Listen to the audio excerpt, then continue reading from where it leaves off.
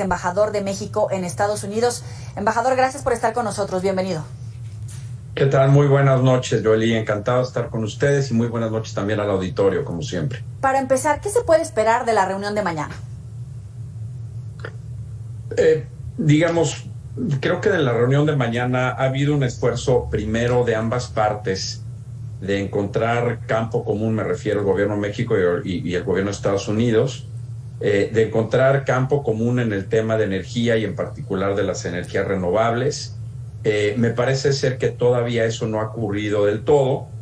Creo que Estados Unidos y la presencia, la visita del señor Kerry a México, que es, si no me equivoco, la tercera en los últimos par de años, responde al interés del gobierno de Estados Unidos en encontrar precisamente esas coincidencias.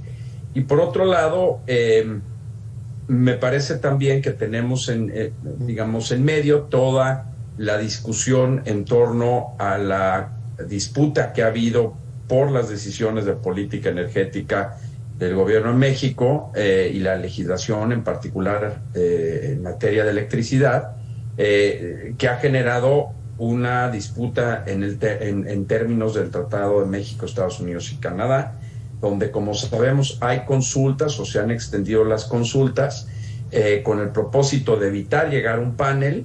Creo que eso todavía estaremos viendo, me parece, discusiones interesantes en los próximos meses entre los dos gobiernos. Un día clave, en todo caso, para tratar de evitar llegar a ese escenario del panel. Creo que en algún momento hubo la intención, me parece, esta es una opinión personal de parte del presidente, de llevar lo que es un tema esencialmente, a mi juicio, técnico y jurídico, a una disputa política. Te recordará que en algún momento incluso dijo que la posición del gobierno iba a ser presentada el día de la independencia, el 16 de septiembre. Luego se tomó la decisión de que no sería así, de que había habido contactos.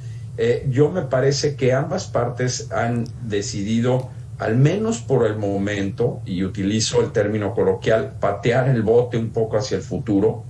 Creo que la diferencia es de fondo y creo que existe, y creo que será difícil, no imposible, pero sí difícil que se llegue a un arreglo en los próximos meses. Creo que veremos todavía a lo largo de lo que resta de este año y del que sigue discusiones importantes en esa materia entre los gobiernos. Embajador, ¿cuáles son las claves de la elección intermedia vista para los mexicanos que viven en Estados Unidos, pero también los que estamos en territorio mexicano? Bueno, yo sobre la elección intermedia, primero me da mucho gusto decir y ver que está siendo cubierta de manera bastante completa en México por distintos medios y empezando, por supuesto, con ustedes. Yo creo que, dada la importancia que tiene la relación con Estados Unidos para el mexicano promedio y para México en general, pues es importante que hagamos un esfuerzo por entender qué es lo que está pasando en el otro país, en un país con el cual tenemos una relación tan importante y cómo nos afecta. Entonces, primero, eso creo que es muy positivo. Segundo, hablaría un poco de lo que son las proyecciones ahorita. En un contexto de mucha polarización política, lo que se está previendo hoy, al menos al día de hoy, es el escenario base, es que en la Cámara de Representantes el Partido Republicano recupere la mayoría o tome la mayoría de la Cámara. En promedio hay distintas encuestas, pero yo diría que en promedio o análisis, todas estas señalan que los republicanos podrían estar ganando hasta 30 escaños, lo cual les da claramente la mayoría en la Cámara de Representantes. Y hoy me parece ser que prácticamente todo el mundo asume que así será. En el Senado la competencia está un poco más reñida, y como señalaba usted, pues es un solo voto de diferencia. Entonces, en realidad, con que haya un cambio muy menor en cualquiera de los escaños que esté en juego, en un solo escaño, pues altera el equilibrio en ese sentido del Senado.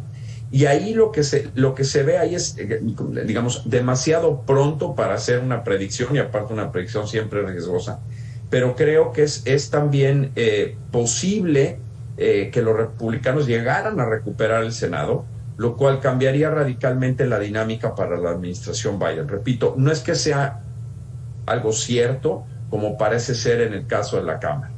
Eso respecto a las proyecciones. Ahora bien, ¿cuáles son los temas en juego? Yo diría simplemente, uno, hay un contexto de enorme polarización. Nunca, a mi juicio, en la historia reciente de los Estados Unidos, ha existido tanta polarización entre los, digamos, votantes de ambos partidos. En ese contexto, los temas que son importantes es, primero, el tema en torno a la resolución de la Suprema Corte del aborto y lo que eso ha implicado, que siempre ha sido un tema que divide fuertemente a la sociedad estadounidense, como ocurre también en muchos otros países. Segundo, la economía.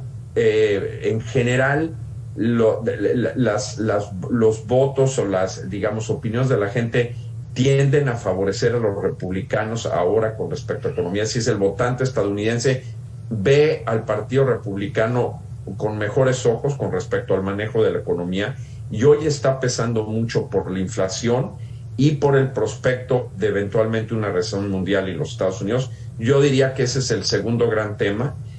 Y son temas esencialmente domésticos los que están en el debate de Estados Unidos hoy. Aquí, obviamente, la gente, los televidentes, pues se meten, obviamente, al debate, muy atentos a la información. Decía, embajador, que la polarización, pues nunca antes vista en Estados Unidos. ¿Esto puede enardecer los ánimos el día de la elección? ¿Puede haber algún tipo de disturbios? Sobre todo teniendo en cuenta que no falta por ahí el que es fanático de la política Trump, del discurso de Trump, etcétera. Con toda sinceridad no lo sé. Yo lo que sí sé es que ha habido las autoridades en Estados Unidos, sobre todo a partir de lo que pasó el 6 de enero, después de la elección, cuando se tomó por la fuerza el Congreso de los Estados Unidos por un grupo, digamos, en ese entonces fundamentalmente favorable al Partido Republicano. Desde entonces ha habido mucha mayor atención en este tipo de cosas y en las elecciones, en el proceso electoral como tal en los Estados Unidos.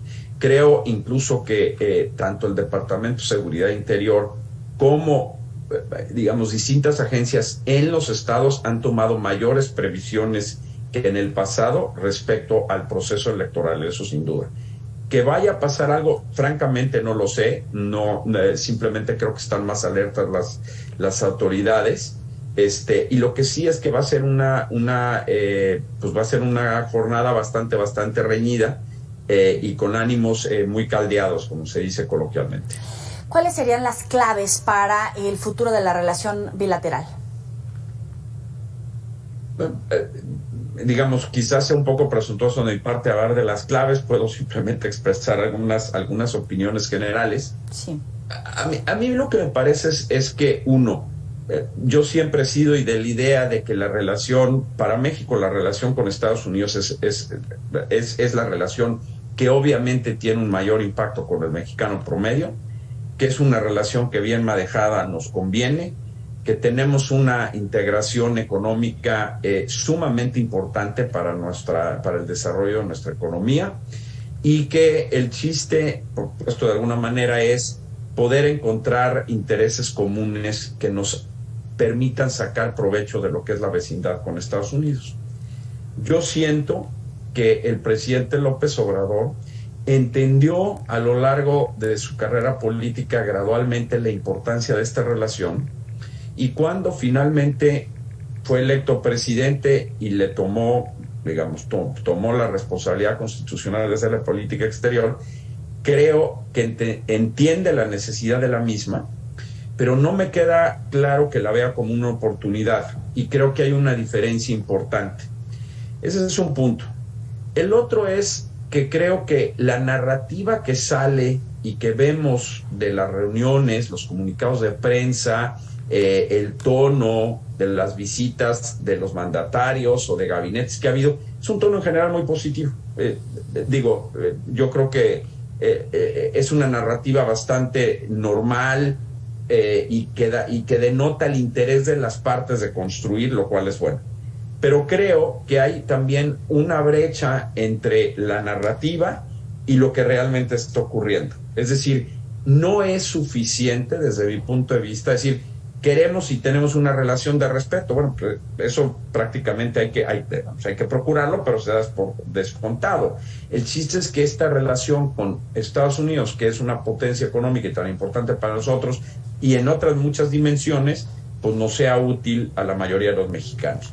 Y creo que eso es en lo que hay que trabajar.